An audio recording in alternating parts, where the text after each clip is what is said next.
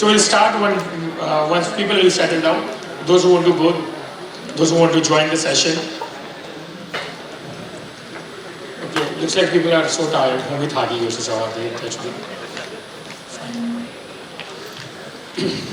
I'll wrap up quickly. So this session is nothing regarding the code or anything, but it's all about how you are architecting your app, which is scalable, future ready for the growth and AI capable. Simple. And I'm just going to discuss about some main part of it. Not going to show the code. I have cut down all the codes and everything. So we are just going to talk and listen, and we have the conversation. Simple. So I guess there was one speaker who mentioned कि आपको अगर bridge बनाने को बोले तो आप क्या सीधा ब्रिज बनाते हो? उसके लिए आप जाके सर्वे करते हो, राइट? कुछ वेरीफाई करते हो कि जगह कितनी है, कौन सा मटेरियल यूज़ करोगे, कैसे यूज़ करोगे, एक प्लान बनाते हो, उसके हिसाब से आप बनाते हो. So as a software architect हमारा रोल भी यही होता है. When we write a software architecture document, that means अगर ये डॉक्यूमेंट मैंने किसी डेवलपर को दे दिया और वो अगर वो फॉलो करेगा तो सोल्यूशन वैसा ही होगा.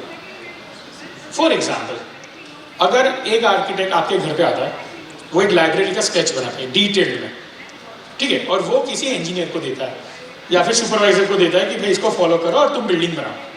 क्या वो बिल्डिंग कभी मॉल बना है, थिएटर बना है? नहीं. वो क्या बनता है? It ended up by building a library only. The same thing we can also do in app development as well. That's why the software architecture comes into the picture. That's how it should. Okay, so this is what we are going to discuss today. Designing a modular, maintainable architectures for Flutter apps. Now, I have, I'm making it more common rather than Flutter apps. It's a mobile apps that supports scalability and AI integration. But first we need to understand what is scalable apps and why we need a scalable apps. So what is the current challenges, which is not scalable? Obviously slow development cycle, बहुत सारी dependency है, आप कुछ भी लिख रहे हो हर बार रीफैक्टर कर रहे हो, राइट? मेंटेनेंस कॉस्ट हाई होती है, ज़्यादा डेवलपर लग रहा है.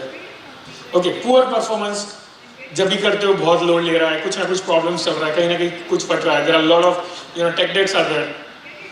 एंड यस, एआई का यूज केस क्या है वो तो पता भी नहीं है. तो गोल क्या है एक्चुअली स्केलेबल एप्स का? गोल ये है कि you need to architect the apps which grow with your user and based on the tech trends. अभी जैसे AI आ रहा है, tomorrow might be something new, the day after tomorrow might be something new. So are you going to rewrite the app again and again? Why not?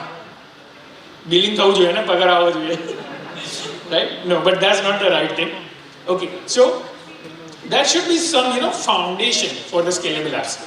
Those foundation are, see, in my talk we are going to discuss more about the architecture. So you might heard this architect or architecture word repeatedly.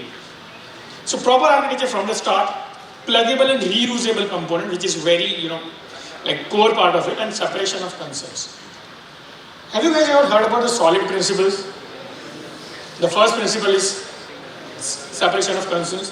That is actually the main thing when you start writing your architecture document. First you identify that what you need to separate out. So what you will separate out? What are the main components? In every mobile application you will find these things, right?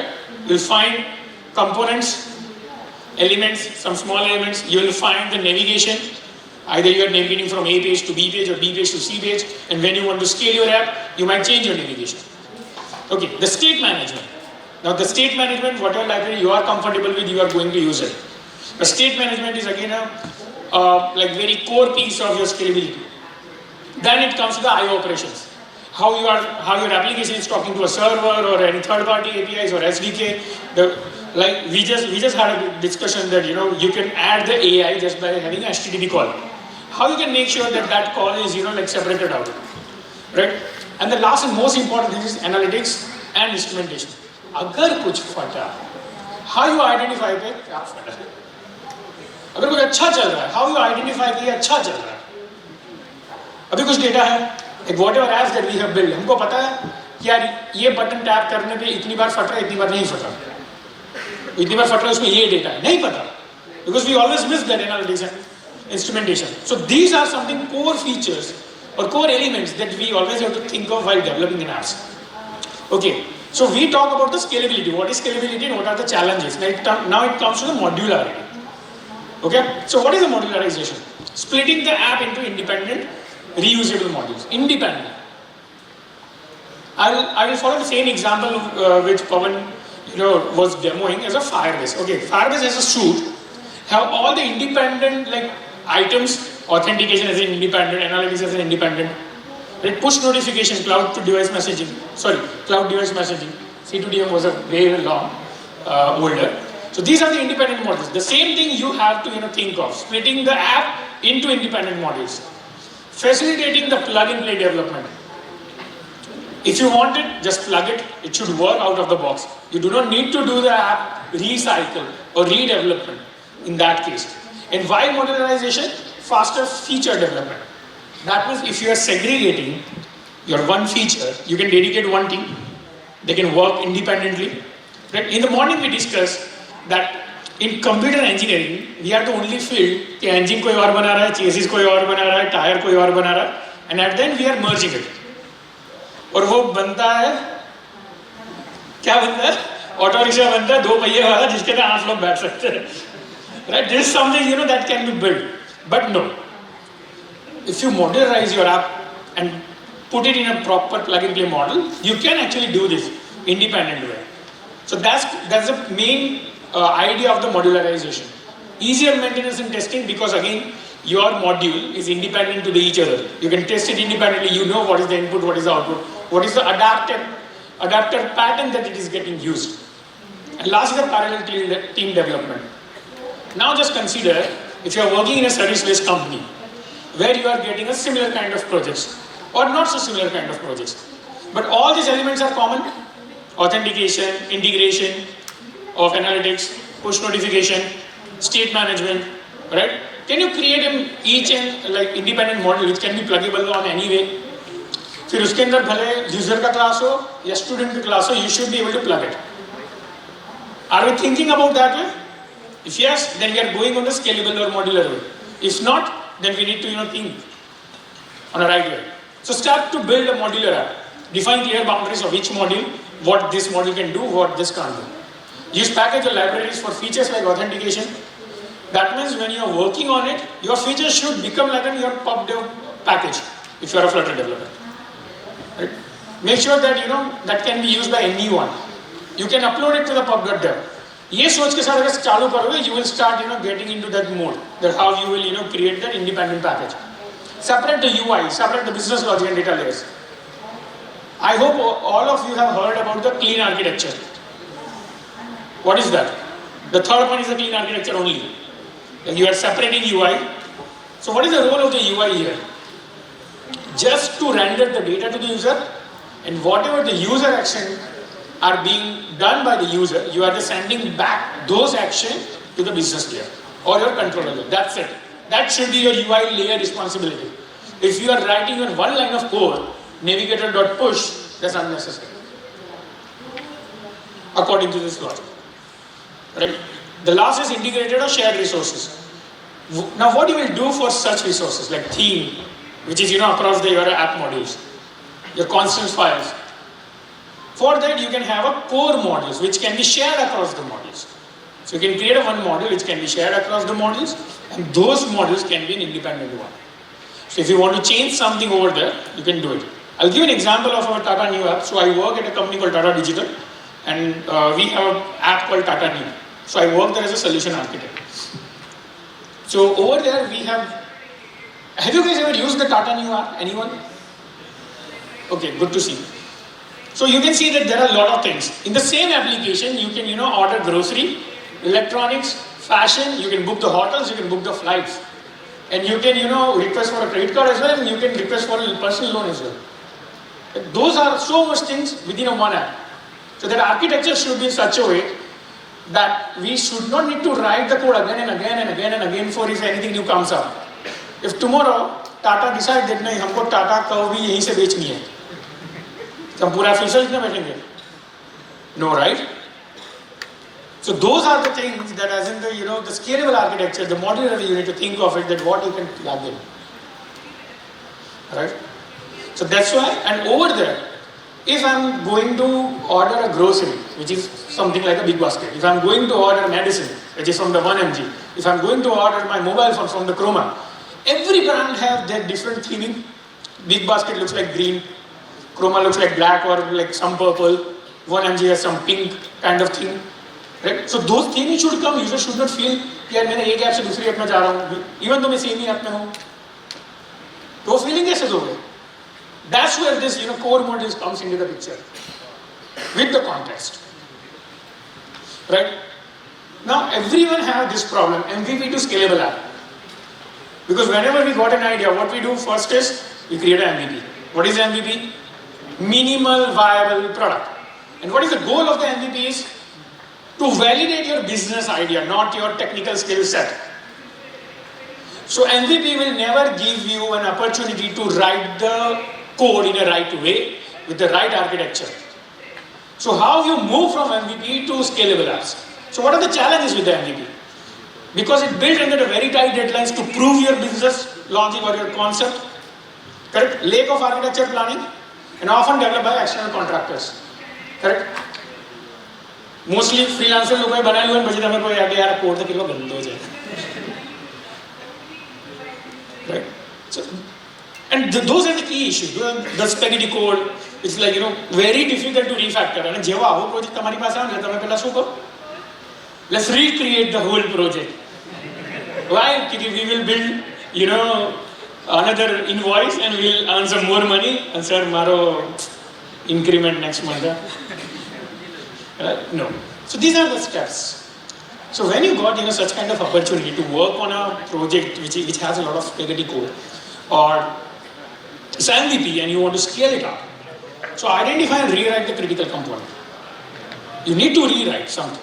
So identify those critical components which you can use multiple times. Reuse it. Introduce the modularization into the code base if it is not. Obviously there won't be any modular code. But you can folder in the regex file mein closer. Have you ever seen the main.dart file with the 2000 line of code? Yes. The block file with the 5000 line of code? Yes. The provider file with the 7 or 8,000 line of code, and then you are just struggling with it. What the hell is this? Right? I know I can't use another word. Okay, I can see some laughs. So, and the last thing is build and document the reusable component.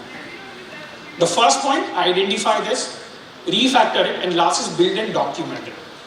This is another major thing that we always miss. As a developer, we hate writing the documentation. Who is the developer who has written a one line of document or a comment last week? Okay, more than one line, like a proper document of a one component. See, we have very limited hands. What is the reason why we are not writing? Because we are lazy. We think our code speaks our thought process. And when another developer comes, he's another vichartat nahi aata, do jaisa.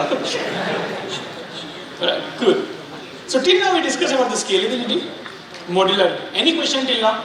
I guess clear why we need this, why we need to start thinking like that way, right? And the last and most important is like make app AI ready. Because of JB requirement now, sir, in all that requirement you will get very इसमें AI डाल दो ना. एक HTTP तो call तो करना है, पवन ने तो सिखा रहा है. कोई भी model डाल दो. It should AI ready. But there are a lot of things. There are actually two major scenarios when you are thinking to make your app AI ready. First is AI embedded modules.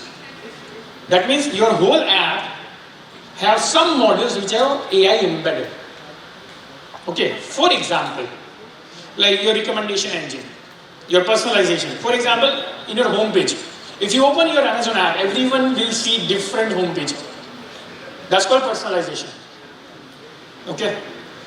And there might be one strip of widgets or one horizontal list view or something where you will see that they are like recommending you to buy something based on your previous orders. That's called recommendation. So that means that is specific to your single module, like your home page module or from your past buying experience or everything. Right? Or maybe you can build something like that. The example which is written, scan and buy. Like if I want to build a feature, if I can scan, and whatever the electronics item are there, I can, it will just let me go to that page where I can see all the listing items which were there in that image. So that called AI embedded modules. The next thing is AI across the module. For example, if I want to build a feature in Data that hey, my friend's birthday is coming next month, what gift I should give? It can suggest the watch as well, Titan watch. It can suggest the jewelry as well. It can suggest the gadget as well, or it can suggest some clothing as well. Now all these 4 different things are coming from the different feature, different modules, and also I can navigate to any modules. I can also integrate like this kind of feature with AI that hey, I want to onboard the user, a chatbot, who will ask, hey, what's your name? And as soon as it will enter your name, you will say, okay, what's your last name? Looks like if you just give me your email ID, I can get you in the app. It will create another hook. It will go to the next sign up page and it will come back. It's going multiple ways. So chatbot is context aware, but it is across your modules. So that's called AI across the modules. So when you think about your app, should be AI ready, think about these 2 scenarios. AI into the single module or AI across the modules. Clear till now? Are you guys with me? Yeah? Fine. So now, what are the architecture point of view you need to think of it? So, embedded AI is like modular AI component because it's independent one. Just create that module and you can plug in.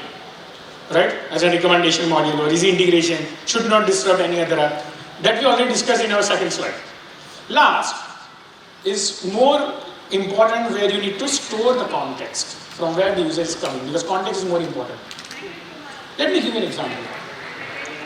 On a normal layman term, if I ask my kid, bring me a water, what she will do? If I ask her, hey, can you just give me a glass of water from the kitchen? She will give me a glass of water from the kitchen.